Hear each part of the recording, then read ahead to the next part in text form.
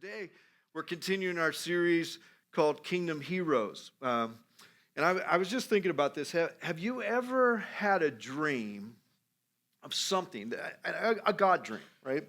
Have you ever had a dream of something that seemed to take forever to become a reality?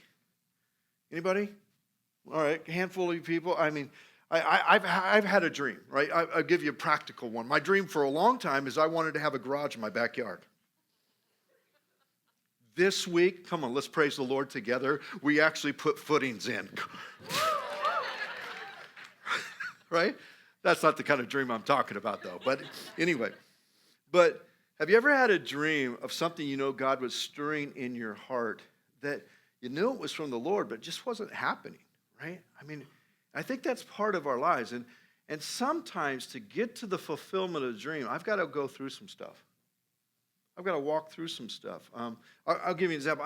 I have a dream, and a big part of the dream is for here at Southridge is to be part of a church that is full of kingdom-minded people. In other words, my mind is focused and fixed on what the King wants, first and foremost. I want to be a part of a church like that. I want to lead a church like that. I want to be in the middle of that. And not only are they kingdom-minded people, but they are what I call a life-changing machine for Jesus.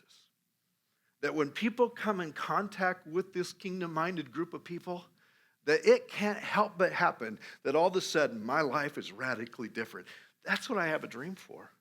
I have a dream that we're that. And so you keep moving towards that. And sometimes you're like, it kind of looks like it, maybe not. And so this series actually is looking at that idea and hope that it stirs up within us this dream, that God would make it come alive. And so we're looking at a few biblical examples of kingdom heroes and how their lives can inspire and challenge us to become modern day kingdom heroes, that God would do something in you right now, today, that would have an impact for eternity. I think that's God's will.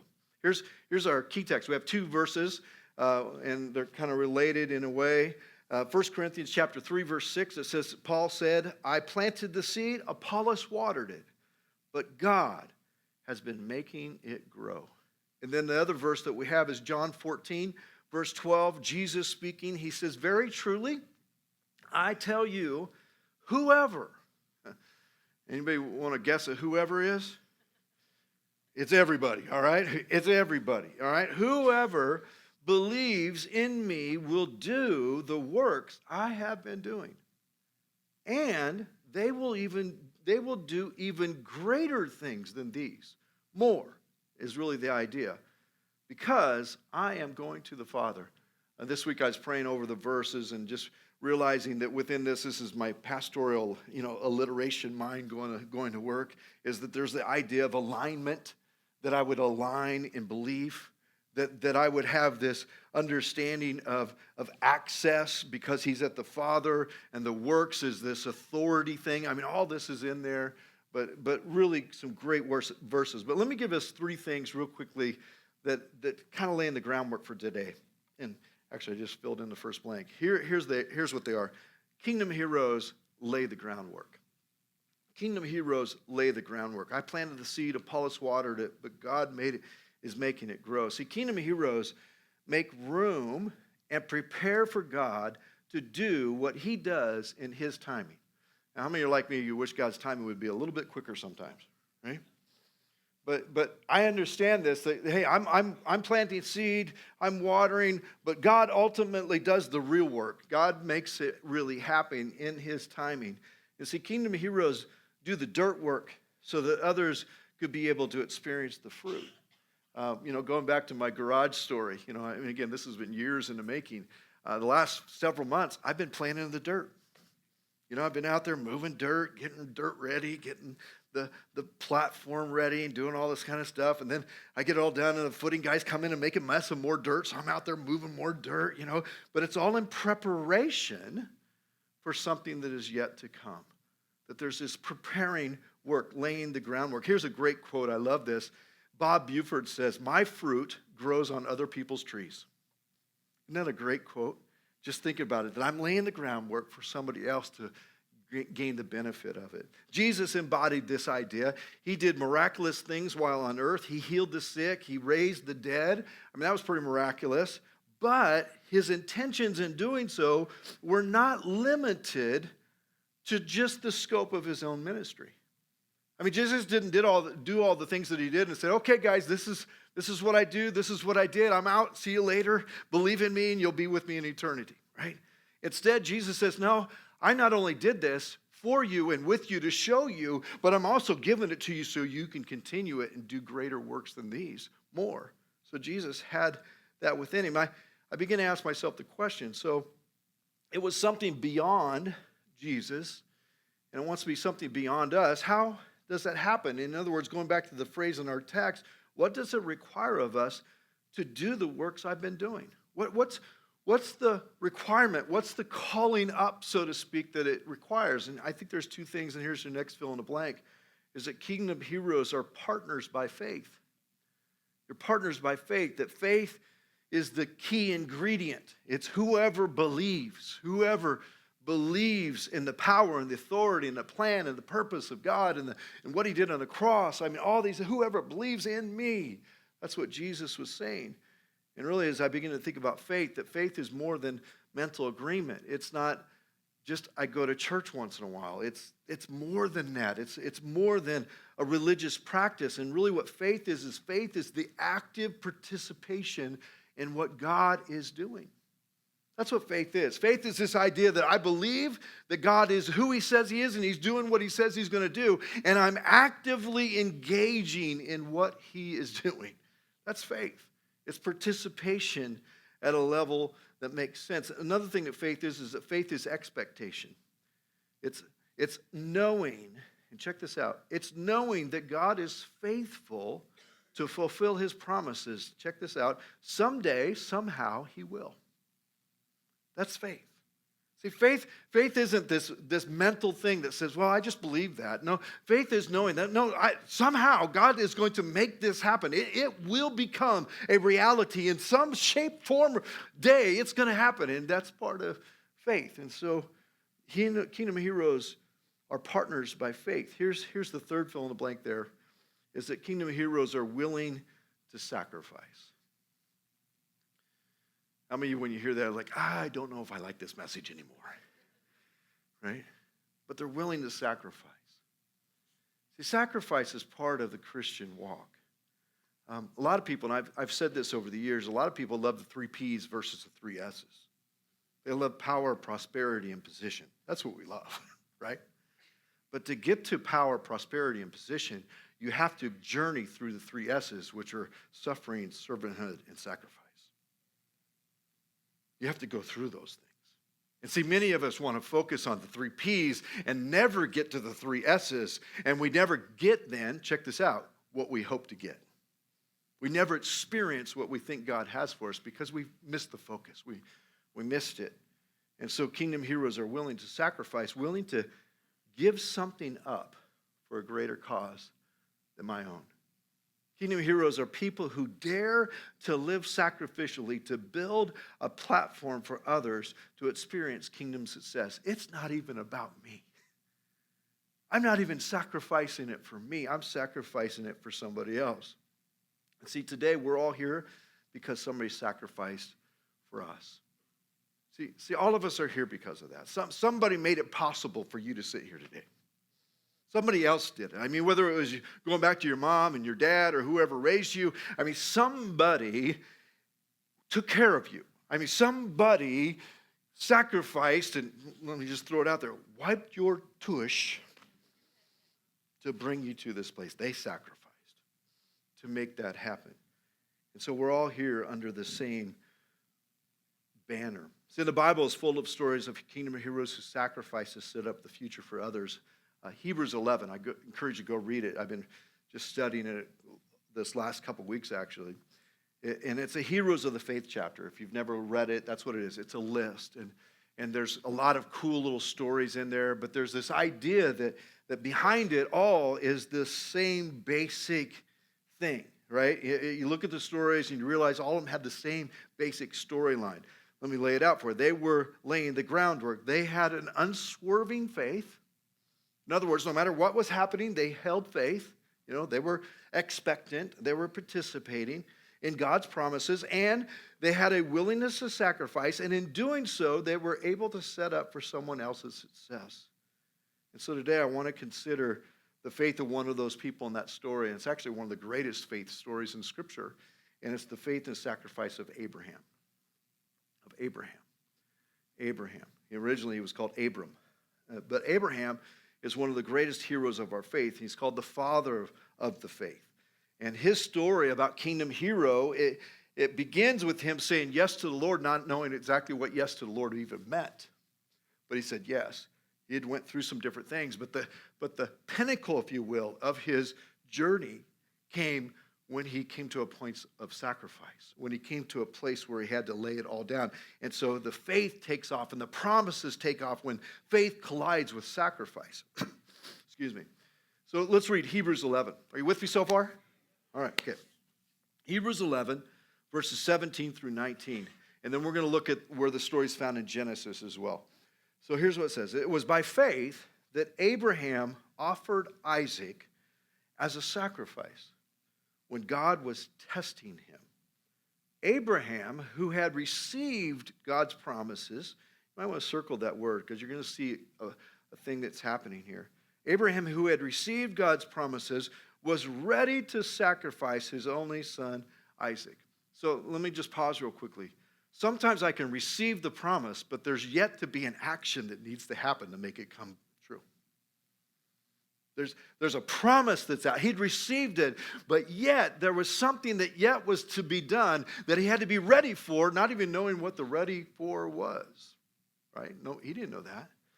He goes on, he says, even though God had told him, Isaac is the son through whom your descendants will be counted, Abraham reasoned that if Isaac died, if he did go through with this sacrifice, God was able to bring him back to life again. That somehow, some way, God will do exactly what he promised to do. He goes on, and in a sense, Abraham did receive back his son from the dead.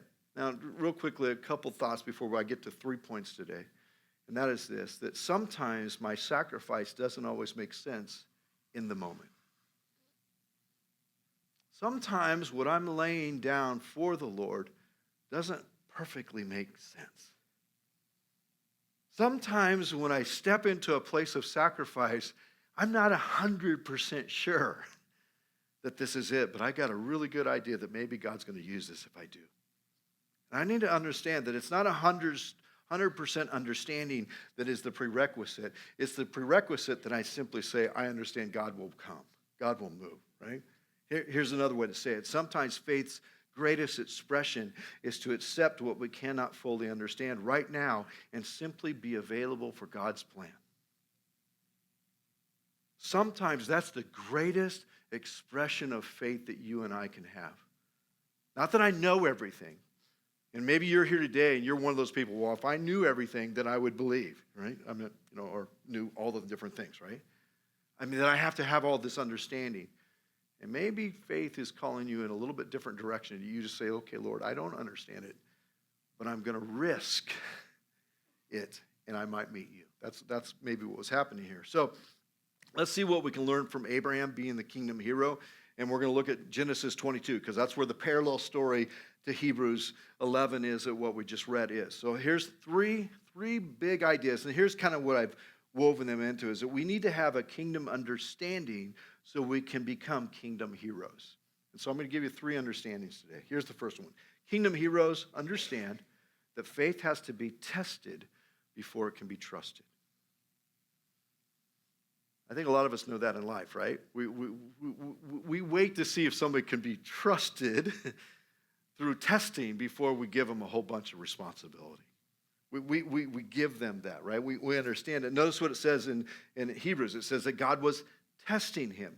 And then if we go to Genesis 22, here's what it says in verse 1 and 2 and 4 and 5. It says sometime later is after Abraham had said yes. Years had passed. They tried to do it in their own power with Ishmael. I mean, all these different things were happening in Abraham's life, which were really smaller tests. But now we get to the big test. It says sometime later, God tested Abraham's faith, He said, Abraham, God called. Yes, he replied, here I am, which, by the way, is one of the beginning steps of testing, is just listening, being available and listening. And he goes on verse 2, and he says, take your son, your only son, yes, Isaac, whom you love so much, and go to the land of Moriah. Go and sacrifice him as a burnt offering on one of the mountains, which I will show you. And I don't know about you, but if the Lord came to me and said, hey, take your son, go up to the mountain and sacrifice him, I'd say, you crazy, right? I mean, some of you are like, oh, well, maybe not. You haven't seen my kid, I mean, right? I mean, sorry. But I don't know if I could do this. I mean, I'm just being honest, I mean, when I read this story, I'm realizing, wow, this is why he's the father of the faith. This is something that is supernatural in many ways, to be able to go with God and be tested so they can be trusted. So then it goes on, it says, on the third day of their journey, so it says in Scripture that they packed up the very next day. He didn't wait for a month or 6 months or a year or 10 years. The next day they packed up. And on the third day of their journey, Abraham looked up and saw the place in a distance. Stay here with the donkey, Abraham told the servants. The boy and I will travel a little farther, and we will worship there. And then we will come right back. Those two phrases are very important because one of them has expectation and one of them has one of the test parts in it. All right? He goes on in verse 6. He says, as the two of them walked together, Isaac turned to Abraham and said, Father, yes, my son, Abraham replied, we have the fire and the wood. The boy said, but where's the sheep for the burnt offering? So Abraham hasn't given them the full story yet, right? It's like, well, I was going to tell you this at some point. Yeah, right. He says, but then verse 8, here's Abraham's response. God will provide a sheep for the burnt offering, my son, Abraham answered. So there's all this in here. So this is this idea of testing so that I can be trusted. See, and really what this is when God calls us, he wants all of us, not part of us. See, when God called you, if you're here today and you've made a commitment to Christ, he didn't call you to partial faith or every once in a while faith. He wants all of it. He's a jealous God. He wants all of you, not just so he can say it's all mine because it already is all his, but that so you can experience the fullness of what it means to be in relationship with God. It's actually for you that God wants all of you. And so God is coming to this place where he's checking to see, does Abraham all of it on the table? See, kingdom heroes realize that the call of God will require my all. Let me go to a New Testament story real quickly. Jesus had an encounter with a rich young ruler, and he was trying to figure out, okay, what do I have to do? Okay, give me the list, give me the rules. I want to know all the different things. And Jesus kind of said, love your neighbor and all this kind of stuff. And at the end, the real test, he says to the rich guy, he says, you know what? You need to go sell all your possessions and follow me. He was testing him. He was testing the level of his faith. He was testing, am I really all in or not? And see, many times the greatest test of faith is not in what I will do, but instead in what I'm really willing to give up right now. What is that? So there's 3 tests. Real quickly, let me give them to you. The 3 tests that are in the Scripture is this. 1, will I obey? Will I obey? Take your son and go, right? There's clear instructions, go and sacrifice him. And here's the point. It's impossible to be a kingdom hero and never, ever take a step of obedience in following Christ. It just can't happen. I mean, you can't be a kingdom hero unless you obey. You can't do it unless the instructions are received and the answer is yes, and the action reacts in that way that make it happen. You just can't get there. And so kingdom heroes follow God's instructions. For many, we want to be kingdom heroes, but instead of moving in obedience, we sit back, we wait for it to be perfect or whatever it might be. Or, I think this is what many of us do, is we decide if I want to or not. Lord, I don't know if I want to do that. I don't know if I really want to do that. I don't think that's up for debate. I don't know that as you read this, that the idea that God was giving him, he said, hey, Abraham, I got a suggestion for you. If you want to be my kingdom hero, maybe you kind of sometime, if you feel like it, you could obey me and go out there and offer up your sacrifice of your son and do this. It would really, really cool if you do that, right? Does that sound like millennial talk to me or what? Right? Sorry, I love all the millennials, but man, it's sometimes. Anyway, yeah. At heart, yes. But for many of us, that's the issue, that we make it a debate and a decision that should never have been that. We turn God's commands into a debate, and here's what happens. We end up failing the test. We fail the test because we want to make it about what I want, not obeying.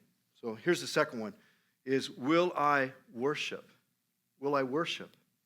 Will I worship? Abraham, so we will worship there. And at its core, this idea of sacrifice and this idea of kingdom hero is all about worship. That sacrificing before the Lord is an act of worship. It's an act of declaring God's worth. It's worthship. And an importance, and his importance over my life. It's acknowledging his authority, his majesty, his control, his greatness. And if I'm struggling with sacrifice, I might really be struggling with how I view God in the right way. My understanding of God's value, my understanding of God's importance, and my understanding of God's worth might actually be off. Because I didn't understand that it's all about worship. That everything I have is his already.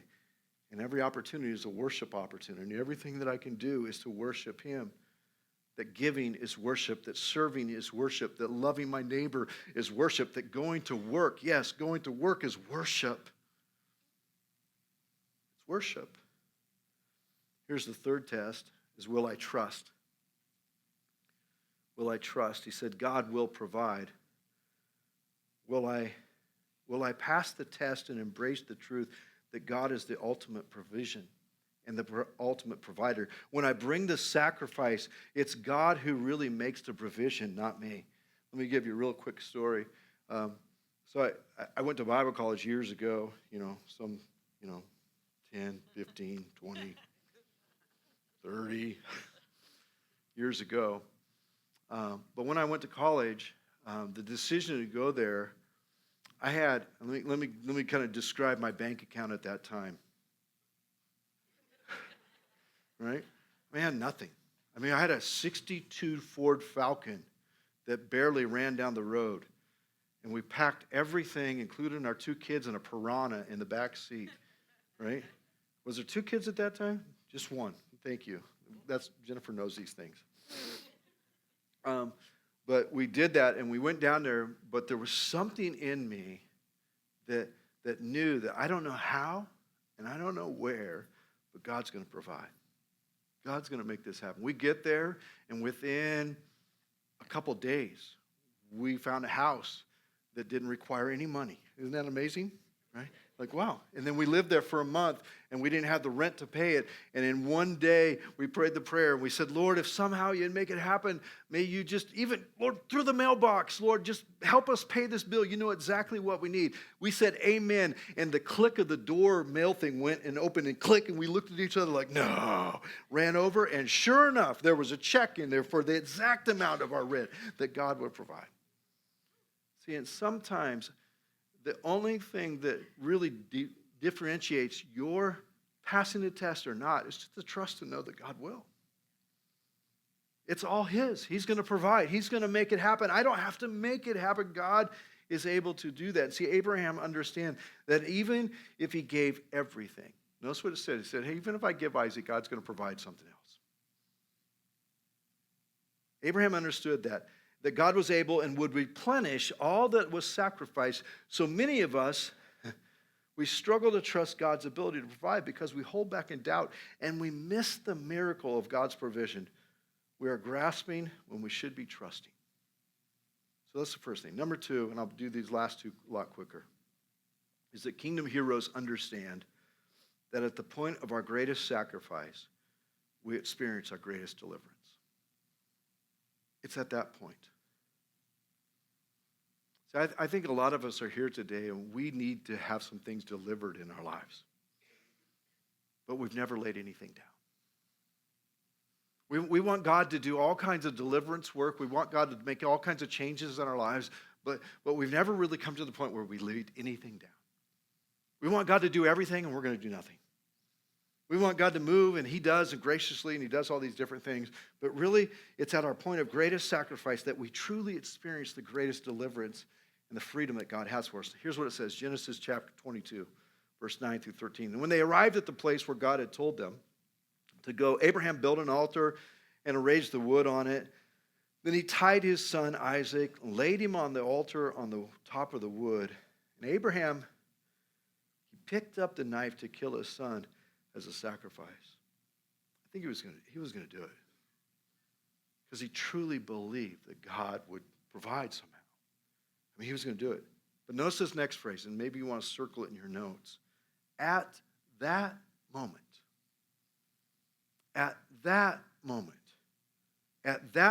the angel of the Lord called to him from heaven, and maybe this is the next great miracle that happens in the story. Abraham, and yes, Abraham replied, here am I. In other words, in the middle of my sacrifice, I wasn't lost in the sacrifice, I was still hearing God.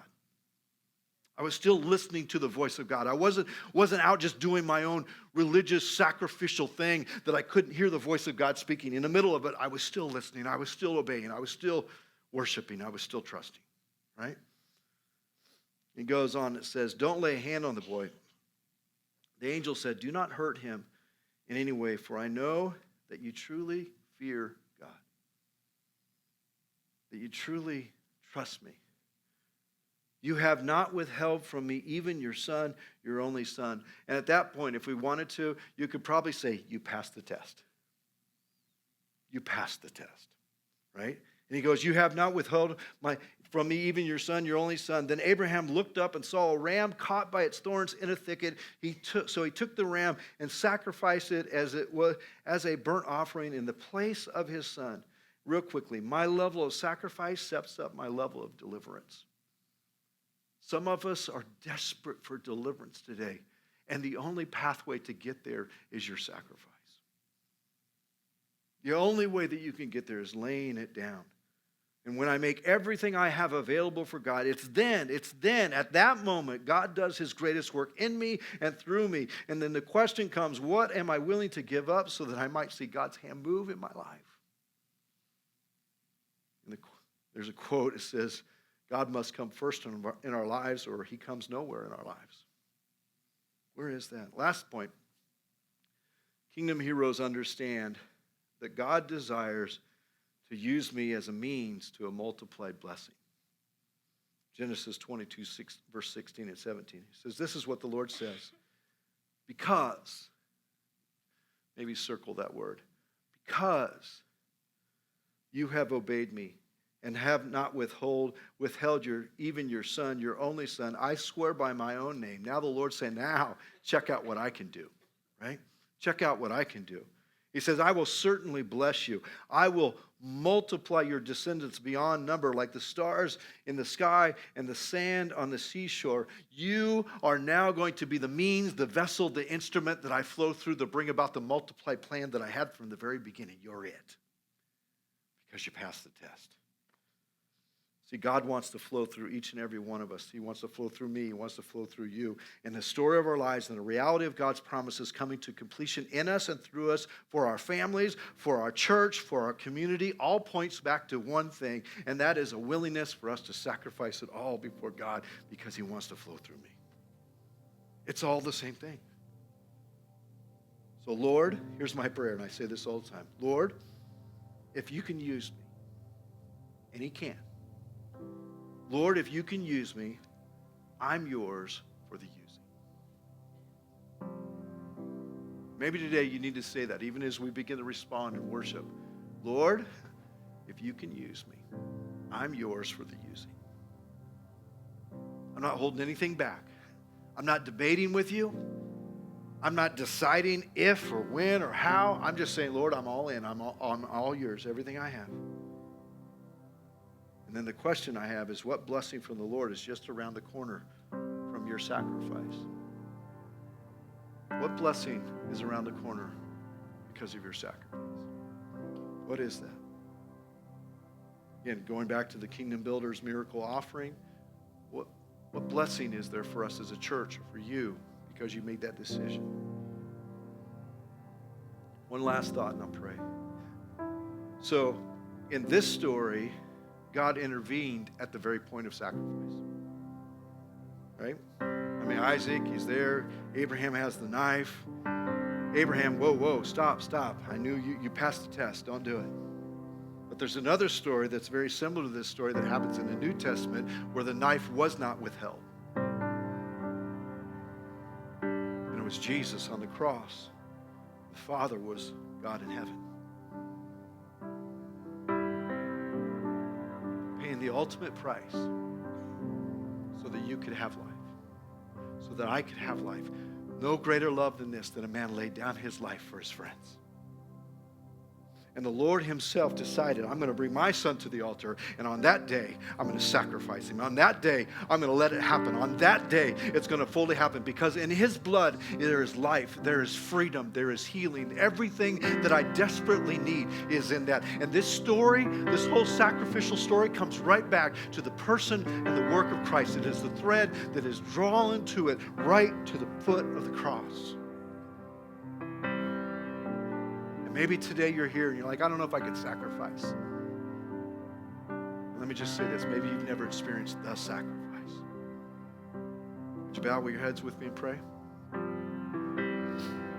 Lord, in the name of Jesus, right now, may you stir faith in us. May you stir expectancy. May you stir obedience and worship and trust. Lord, may we be ready to sacrifice. Lord, there might be those in this room that have never accepted the sacrifice, your Son, that cleanses and forgives and washes and makes us new, that paid the price that we could never pay ourselves, that, Lord, opens the floodgates of an eternity and a relationship with you. Lord, maybe there's those in this room right now that have never received that sacrifice of love, of grace, and mercy to cover a life that is broken and desperate for that touch. Your heads are bowed, eyes are closed. Maybe today that's you. You're saying, I need to accept the sacrifice for my life. Would you raise your hand? Just say, it's me, it's me, it's me, it's me, it's me. Lord, be with that person right now. Make it real, Lord. As we respond in worship, Lord, make it real. In Jesus' name.